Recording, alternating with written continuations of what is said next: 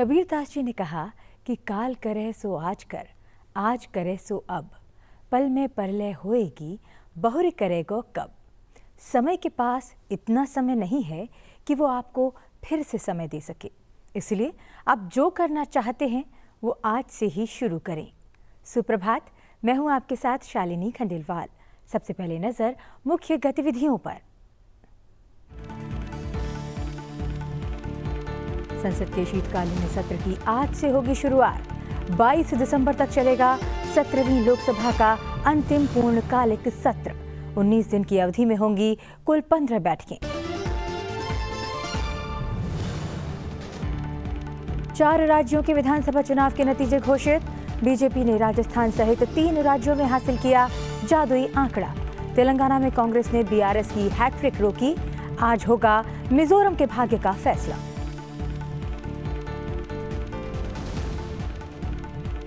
प्रधानमंत्री नरेंद्र मोदी आज महाराष्ट्र के दौरे पर। सिंधुदुर्ग में नौसेना दिवस 2023 समारोह में होंगे शामिल। छत्रपति शिवाजी महाराज की प्रतिमा का करेंगे अनावरण। भारतीय नौसेना के जहाजों और विशेष बलों की ताकत का होगा प्रदर्शन।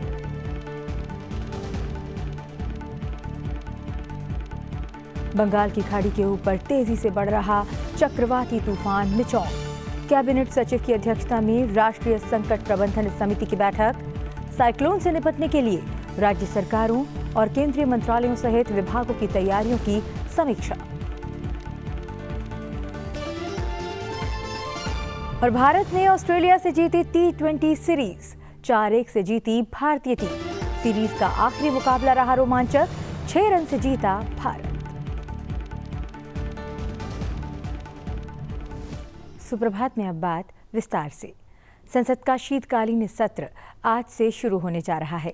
ये 17वीं लोकसभा का अंतिम पूर्णकालिक सत्र है।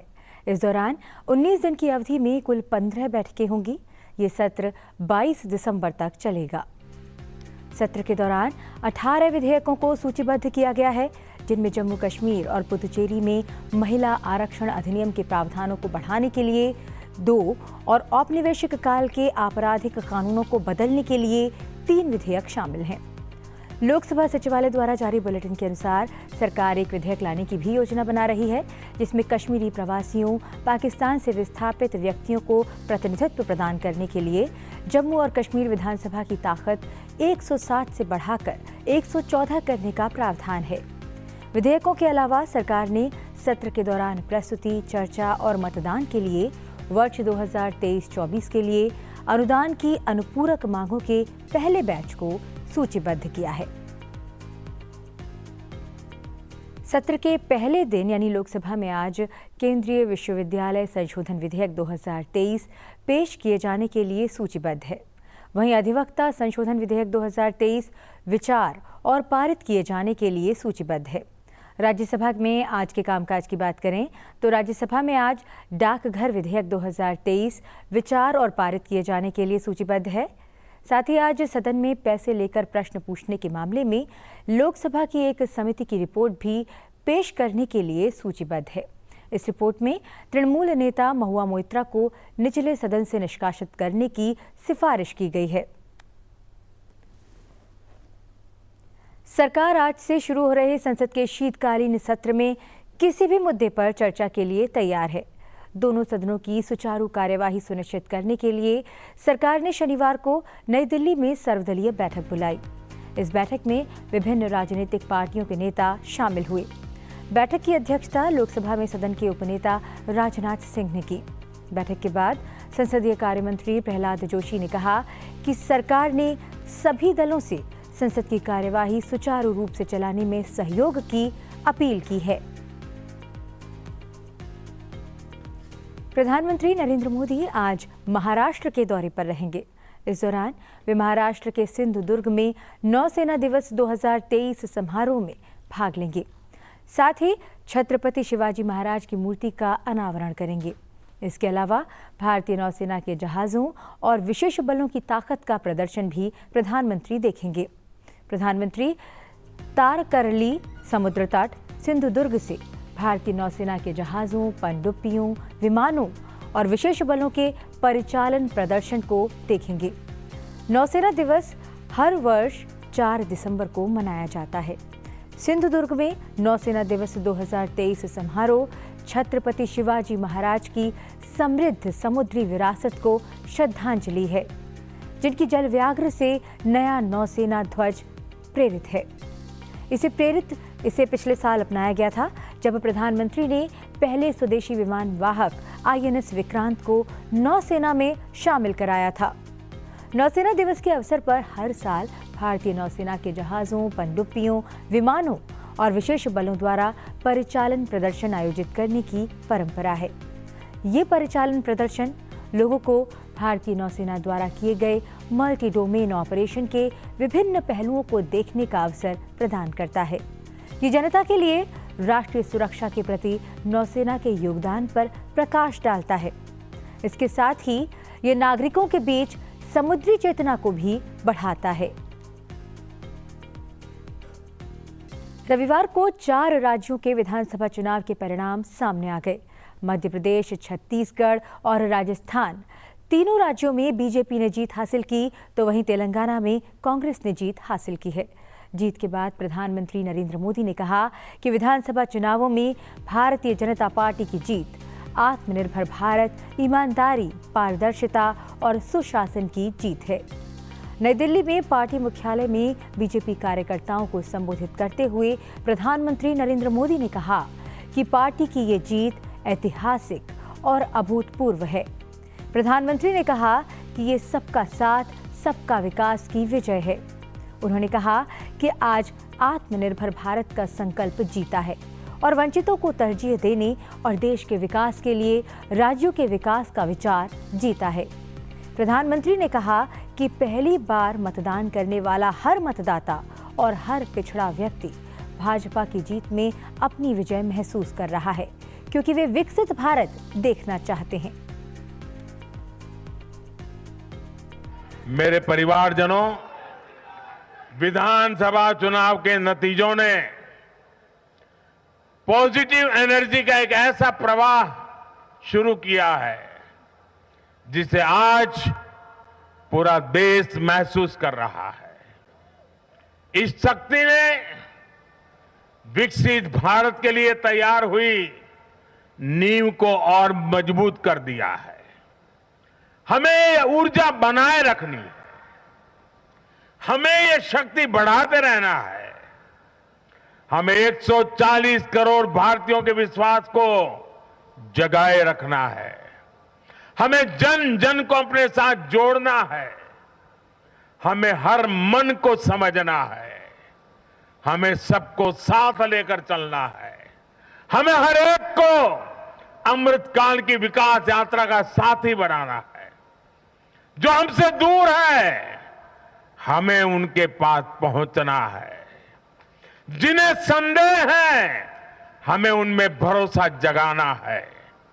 भाजपा के कार्यकर्ताओं पर जिम्मेदारी और बढ़ गई है, क्योंकि नकारात्मक शक्तियां अब तेजी से एकजुट होने का प्रयास करेगी।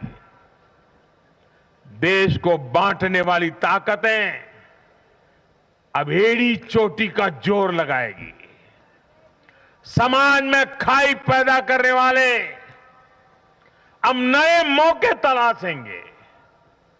हमें उनसे मुकाबला भी करना है, उनके फेक नैरेटिव को जवाब भी देना है, लेकिन उससे बढ़कर हमें जनता के यकीन को बनाए रखना है। मध्य प्रदेश, छत्तीसगढ़, राजस्थान और तेलंगाना में हुए विधानसभा चुनाव के परिणाम के बाद आज मिजोरम का भाग्य भी तय हो जाएगा। आज मिजोरम विधानसभा चुनाव की मतगणना होने जा रही है। मतगणना के लिए सुरक्षा के व्यापक इंतजाम किए गए हैं। विधानसभा चुनाव वाले राज्यों छत्तीसगढ़, मध्य प्रदेश, मिजोरम, राजस्थान और तेलंगाना में मिजोरम में सबसे ज्यादा 80.66% मतदान हुआ। मिजोरम में विधानसभा सभा की कुल 40 सीटें हैं। इनमें 1 सीट सामान्य वर्ग के लिए और 39 सीटें अनुसूचित जनजाति के लिए आरक्षित हैं। राज्य में किसी भी दल को सरकार बनाने के लिए बहुमत का आंकड़ा 21 है। MNF, ZPM और कांग्रेस ने सभी 40 सीटों पर अपने अपने उम्मीदवार उतारे हैं। भाजपा की 23, आम आदमी पार्टी के 4 और 27 निर्दलीय उम्मीदवार मैदान में हैं। उपराष्ट्रपति जगदीप धनखड़ ने अभी हाल ही में प्रधानमंत्री नरेंद्र मोदी को युग पुरुष कहने के संबंध में जोर देते हुए कहा कि मैंने उन्हें युग पुरुष इसलिए कहा क्योंकि उन्होंने देश को समावेशी, महत्वाकांक्षी और कार्य उन्मुख निर्णायक नेतृत्व दिया है। रायपुर में कल हिदायतुल्लाह राष्ट्रीय विधि विश्वविद्यालय के छात्रों और शिक्षकों से एक संवाद कार्यक्रम के दौरान उपराष्ट्रपति ने कहा कि हमने चंद्रमा के दक्षिणी ध्रुव पर चंद्रयान भेजा है। हमने संसद के विशेष सत्र में महिलाओं को आरक्षण देकर युगांतकारी विकास किया है। हम विघटनकारी प्रौद्योगिकियों पर ध्यान केंद्रित कर रहे हैं और इसे विकसित करने के लिए दूसरों की प्रतीक्षा नहीं कर रहे हैं, चाहे वो क्वांटम कंप्यूटिंग हो, ग्रीन हाइड्रोजन मिशन या 6G। अब आपके लिए सब कुछ उपलब्ध है। उपराष्ट्रपति ने कहा कि आप दुनिया के सबसे अच्छे हिस्से में हैं। Why this country has come to this level suddenly? You may be in school a decade ago, but we were overtaken by falling economy, despondency, growth potential not being visible, and that was on one account. Inclusive, ambitious, action-oriented, and decisive leadership.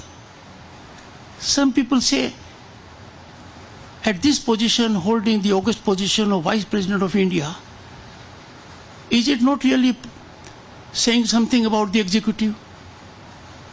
I am not on back foot. Very consciously, I called our Prime Minister at a function in Mumbai, Yug Purush. Why? You young boys and girls, analyze, go to public domain, find out the attributes whom we can label as Yug Purush. After all, there will have to be a Yug Purush at a particular point of time. There can be no better place than Bharat. A man who has changed, revolutionized lives of our girls. Just imagine, banking inclusion explosion. No one ever thought of it. Providing a toilet in every home. Taking care of dignity of women in particular. Getting water in every household. And taking care of the tears by providing gas connections. When state facilitates ownership of houses, preferentially ownership is shared with the gender of the girls, your gender. Coming back to farmers, their upliftment. Coming back to youth, making available an ecosystem without corruption. Having a system where no one is above law. And these things have happened only on one count. That is, you have to be inclusive. Which means non-discriminatory. Everyone has to be treated even-handedly. Everyone has to be treated on merit. Patronage cannot be the way out. उपराष्ट्रपति ने कहा कि प्रतिभाशाली विद्यार्थियों के लिए देश में आज एक ऐसा वातावरण बना है जिसमें सबके साथ समान व्यवहार किया जाता है और सभी को समान अवसर उपलब्ध हैं। लोकतंत्र का सही मतलब सबको समान अवसर प्रदान करना है। उपराष्ट्रपति ने कहा कि देश में एक ऐसी न्यायिक व्यवस्था बनाई जा रही है जिसमें आपको न्याय के लिए अधिक इंतजार नहीं करना पड़ेगा। They have very poor appetite for growth trajectory of our nation. Whenever something good happens in our country, either in the country or outside, they make an effort, mischievous effort, to set afloat narratives that are anti-national. You as brilliant young minds are fully unable to neutralize such forces. As a matter of fact, I'll put it to you. It is your duty, pious obligation, to do it. Your silence will ever resonate in your ears. As the years will go by, you need to speak out. Nothing can be more dangerous in society. Nothing. Then an informed mind An intelligent mind, a mind who is taken to be very knowledgeable, trying to exploit ignorance of the people. इससे पहले छत्तीसगढ़ पहुंचने पर उपराष्ट्रपति जगदीप धनखड़ ने रायपुर राजभवन में guard of honour का निरीक्षण किया। बंगाल की खाड़ी के ऊपर दक्षिण पश्चिम में चक्रवाती तूफान मिचोंग 11 किलोमीटर प्रति घंटे की रफ्तार से उत्तर पश्चिम की ओर बढ़ रहा है। इसके मद्देनजर कैबिनेट सचिव राजीव गौबा की अध्यक्षता में राष्ट्रीय संकट प्रबंधन समिति NCMC की बैठक में इससे निपटने के लिए राज्य सरकारों और केंद्रीय मंत्रालयों के साथ ही विभागों की तैयारियों की समीक्षा की गई। मौसम विभाग के महानिदेशक ने समिति को चक्रवाती तूफान की वर्तमान स्थिति के बारे में जानकारी दी। कैबिनेट सचिव ने संबंधित राज्यों से मौसम विभाग के नवीनतम पूर्वानुमान के मद्देनजर आवश्यक एहतियाती कदम उठाने को कहा। उन्होंने जोर देकर कहा कि ये सुनिश्चित किया जाना चाहिए कि जानमाल की कोई हानि न हो और संवेदनशील क्षेत्रों से लोगों को समय पर निकाल लिया जाए। चक्रवाती तूफान मिचोंग के उत्तर पश्चिम की ओर बढ़ते हुए तेज होने और आज दोपहर तक दक्षिण आंध्र प्रदेश और आसपास के उत्तरी तमिलनाडु तटों से होते हुए पश्चिम मध्य बंगाल की खाड़ी तक पहुंचने की संभावना है। इसके बाद ये लगभग उत्तर की ओर समानांतर और दक्षिण आंध्र प्रदेश तट की ओर बढ़ेगा और मंगलवार की दोपहर के दौरान एक गंभीर चक्रवाती तूफान के रूप में नेल्लोर और मछलीपट्टनम के बीच दक्षिण आंध्र प्रदेश तट को पार कर सकता है। सुप्रभात में अब बात करते हैं खेल जगत की। भारत ने ऑस्ट्रेलिया को 5 T20 मैचों की सीरीज में 4-1 से जीत लिया है। उसने सीरीज के आखिरी मुकाबले में रविवार को 6 रन से जीत हासिल की। बंगलुरु के M चिन्नास्वामी स्टेडियम में ऑस्ट्रेलिया के कप्तान मैथ्यू वेड ने टॉस जीतकर गेंदबाजी का फैसला किया। भारत ने 20 ओवर में 8 विकेट पर 160 रन बनाए। जवाब में ऑस्ट्रेलिया की टीम 20 ओवर में 8 विकेट पर 154 रन ही बना सकी। अर्शदीप सिंह ने शानदार गेंदबाजी करते हुए आखिरी ओवर में 10 रन बचा लिए। उन्होंने टीम इंडिया को 6 रन से जीत दिलाई। सुप्रभात में अब बात करते हैं आज के दिन से जुड़े इतिहास की और जानते हैं आज के दिन से जुड़ी मुख्य घटनाओं के बारे में। 4 दिसंबर साल 1971 से भारतीय नौसेना दिवस मनाया जाता है। नेवी डे वर्ष 1971 के भारत पाकिस्तान युद्ध में भारतीय नौसेना की जीत के जश्न के रूप में मनाया जाता है। पाकिस्तान ने 3 दिसंबर को भारत के हवाई क्षेत्रों में हमला किया था। पाकिस्तान को मुंहतोड़ जवाब देने के लिए भारतीय नौसेना द्वारा ऑपरेशन ट्राइडेंट चलाया गया। यह अभियान पाकिस्तानी नौसेना के कराची स्थित मुख्यालय को निशाने पर लेकर शुरू किया गया। इस हमले में पाकिस्तान के कई जहाज नेस्त नाबूद कर दिए गए। इस दौरान पाकिस्तान के ऑयल टैंकर भी तबाह हो गए थे। भारतीय नौसेना के बेड़े में INS निपात, INS वीर, INS किल्टन और INS निर्घट शामिल थे।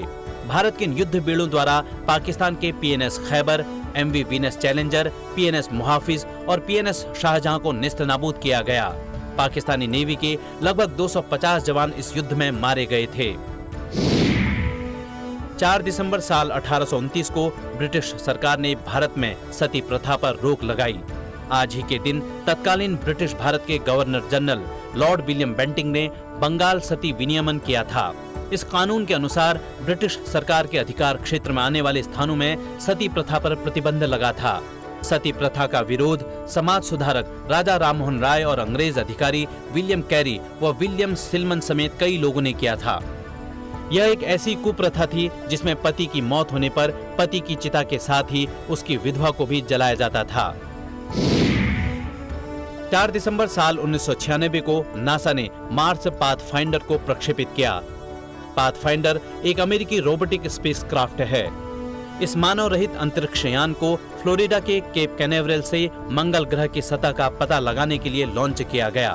पाथफाइंडर ने सफलतापूर्वक वैज्ञानिक डेटा एकत्र किया था। इसने मंगल के इतिहास में एक गर्म, घने वातावरण और बहुत अधिक पानी होने की पुष्टि की थी। जैसा कि हमने आपको बताया कि आज भारतीय नौसेना दिवस यानी इंडियन नेवी डे मनाया जा रहा है। नौसेना दिवस केवल एक ऐतिहासिक घटना की सालगिरह ही नहीं, बल्कि भारतीय नौसेना को सही परिप्रेक्ष्य में देखने का एक खास दिन है। सन 1971 में बांग्लादेश की मुक्ति के लिए भारत और पाकिस्तान के बीच छिड़ी जंग के दौरान 4 दिसंबर को भारतीय नौसेना ने पाकिस्तान के कराची नौसैनिक अड्डे पर जवाबी कार्रवाई करते हुए उसे तबाह कर दिया था। नौसेना की इस उपलब्धि की याद में इस दिवस को मनाया जाता है।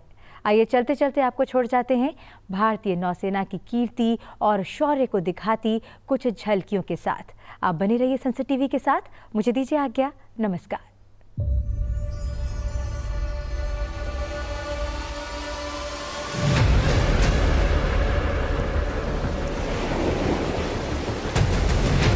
Readiness achieved by committing to the creed of Atmanirbharta.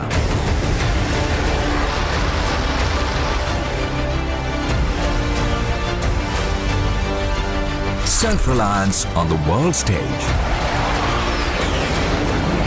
I am the sharp edge of the sword.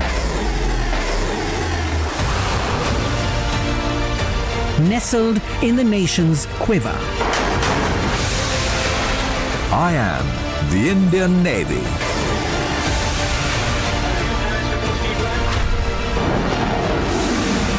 Capable of unleashing hell if provoked.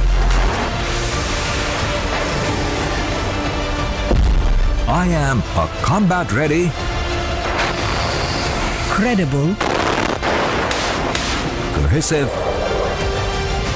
and future-proof force.